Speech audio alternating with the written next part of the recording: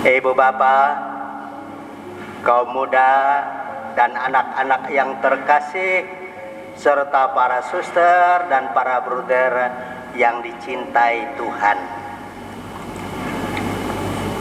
Tadi kita mendengar ke-12 rasul mengikuti PTS, penilaian tengah semester mata pelajaran agama. Guru mata pelajaran tersebut adalah Yesus, dan jenis ujiannya lisan, bukan tulisan seperti sering dibuat di sekolah. Jadi ujiannya lisan. Soalnya hanya satu. Kata orang, siapakah anak manusia itu? Setelah sedikit garut-garut kepala dan memandang ke kiri ke kanan, tiba-tiba 11 rasul berlomba-lomba memberikan jawaban. Yohanes Pembaptis, Elia, Yeremia. Bingung mau nyebut nama siapa lagi, sehingga ada yang mengatakan salah seorang nabi. Sadar akan pertanyaannya kurang tajam, sehingga tidak sampai pada maksud yang diinginkan. Yesus membuat pertanyaan baru. Tetapi apa katamu, siapakah aku ini? 12 rasul saling berpandangan lagi. Hening kurang lebih 2 menit. Rasul Petrus angkat tangan, sedikit agak gugup, khawatir jawaban salah lagi, dan ia menjawab, Engkau adalah Mesias, anak Allah yang hidup. Setelah mengangguk sejenak sambil tersenyum, lalu Yesus memberikan nilai, bukan berupa angka, tetapi sebuah penghargaan dan balas jasa. Berbahagialah engkau Simon bin Yunus, sebab bukan manusia yang menyatakan itu kepadamu, melainkan Bapa-Ku yang ada di sorga. Dan aku berkata kepadamu, engkaulah Petrus, dan di atas batu karang ini akan kudirikan jemaatku. Ya, ada versi lain Alkitab kita menyebutkan kudirikan gerejaku, dan alam maut tidak akan menguasainya. Kepadamu akan kuberikan kunci kerajaan sorga. Memandang muka umat di sini, ada juga seperti 11 rasul lain yang belum terpaham akan jawaban Petrus itu, maka mari kita mendalaminya. Engkau adalah Mesias, anak Allah yang hidup. Ini adalah pengakuan iman yang paling penting dari Petrus dan bagi gereja. Mengapa? Sebab sebelum era para rasul, orang Yahudi yakin seyakin-yakinnya bahwa pada suatu masa akan datang Mesias. Bahasa Ibraninya Ha-Mesiah, yang berarti yang diurapi. Raja, ia adalah raja penyelamat yang dijanjikan Allah lewat para nabi.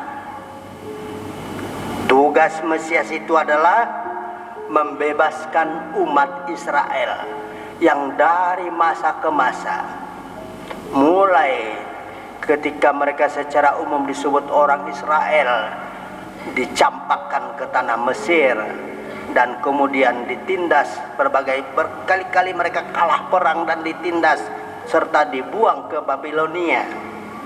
Maka mereka mengharapkan Mesias inilah yang akan membebaskan mereka serta menegakkan kerajaan Allah dan membawa keselamatan final. Umat beriman yang dikasihi Tuhan Yesus Kristus. Jadi Rasul dengan jawaban tadi, Rasul Petrus hendak menegaskan bahwa Yesus, engkaulah Raja yang kami tunggu-tunggu, tidak ada yang lain lagi, final. Engkau adalah Mesias, anak Allah. Suatu ungkapan yang menjadi bahan perdebatan dan olokan tetangga kita. Allah kok punya anak? Anak Allah berarti, atau dengan ungkapan engkau anak Allah, Petrus melihat, dan karena itu yang menegaskan Yesuslah yang paling dekat dengan Allah. Mereka tidak, apalagi nenek moyang mereka sebelumnya, mereka lebih dekat pada dewa-dewi. Tetapi hanya Yesus yang paling dekat dengan Allah. Karena itu dalam kredo Kalsedon disebut ia sehakikat dengan Allah. Artinya Yesus satu kehendak dengan Bapa. Ia datang dari Allah, mewakili Allah, dan mewahyukan siapa Allah itu kepada dunia. Dan Mesias itu anak Allah yang hidup. Yang hidup. Bacaan peristiwa ini terjadi di Kaisaria Filipi. Daerah itu terkenal dengan aneka patung dewa-dewi, dan penduduknya memang terpengaruh oleh kepercayaan Yunani. Mereka menyembah, masing-masing punya dewanya, masing-masing punya patung kesayangan yang disembah. Karena itu Yesus berkata, Petrus berkata, ini Allah beda dengan yang disembah orang Kaisaria Filipi. Ini Allah yang hidup, bukan berhala dari kayu atau batu. Umat beriman yang dikasihi Tuhan Yesus Kristus, karena dia anak Allah yang hidup, bukan nabi biasa seperti Yohanes Pembaptis, Elia, Yeremia, dan salah seorang dari nabi yang telah mati. Maka dialah yang paling berkuasa. Ibu bapak, kaum muda, anak-anak, para suster dan para bruder yang dicintai Tuhan, jawaban Rasul Petrus ini adalah pegangan kita. Mengapa? Karena dari dahulu sampai sekarang pun ada nampak di tengah kita ini, dari matanya kelihatan sedang mencari-cari Tuhan. Bagus itu.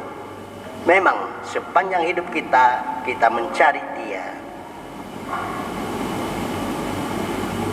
Jawaban Petrus ini menjadi dasar iman kita bahwa Yesus adalah Mesias, anak Allah yang hidup.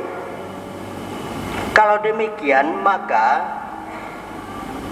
Yesuslah junjungan yang terakhir, Yesuslah capaian tertinggi dari segala pencarian, dan Yesuslah solusi dari pencarian atas pertanyaan Siapa Allah? Di mana Allah?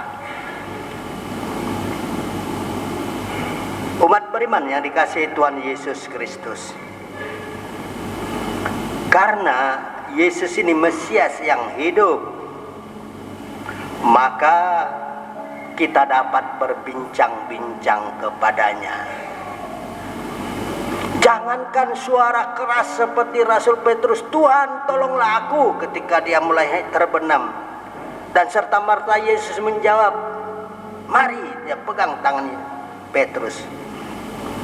Doa yang tak terucapkan pun didengar oleh Tuhan, karena ia punya telinga yang sangat sensitif, sangat tajam mendengar, dan hati yang mudah tergerak oleh belas kasihan. Maka dari seluruh rangkaian ibadah kita, misa kita, saya selalu menghayati waktu konsekrasi dan waktu komuni menyambut tubuh Tuhan adalah kesempatan yang paling sakral. Karena itu kita pada umumnya tidak lagi berbicara, tetapi berlutut atau duduk tenang menundukkan kepala dan hanya berbisik dari ke hati ke hati. Kalau sebelum komuni kita hanya berkata, "Yesus, aku rindu akan Dikau," tapi sekarang, "Yesus, terima kasih, Engkau sudah datang kepadaku," dan dengarkanlah bisikan yang paling lemah dalam batinku, dan Tuhan tidak akan menutup tangan pemberkatannya. Karena Dia hidup, Dia menjadi harapan kita. Umat beriman yang terkasih, di atas batu karang ini aku akan membangun jemaatku. Petrus yang sebelumnya adalah nelayan, tangannya, pakaiannya, bahkan karena zaman itu kayaknya agak terbatas minyak wangi, bau ikan, karena jualan ikan di pasar. Tetapi serta merta atau pada waktu itu juga dipromosikan oleh Yesus menjadi kepala gereja dengan jabatan memegang kunci kerajaan surga. Tugas Petrus ya, buka tutup gerbang surga.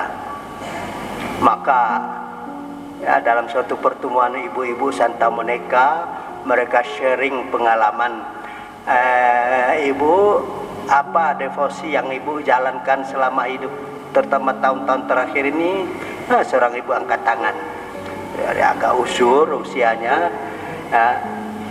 Saya berdevosi pada Santo Petrus. Lalu ditanya kawannya mengapa? Petrus kan pegang kunci. Saya ini sudah agak dekat langkah apa pintu surga. Mudah-mudahan Petrus nanti buka. Tak perlu saya ketok, dia langsung buka, katanya. Bagus juga ya. Tetapi jangan lupa, pintu itu tidak akan dibuka kalau tidak diawali dengan sebuah pengakuan. Engkaulah Mesias, Anak Allah yang hidup. Semoga Tuhan menganugerahkan damai dan kesejahteraan kepada kita.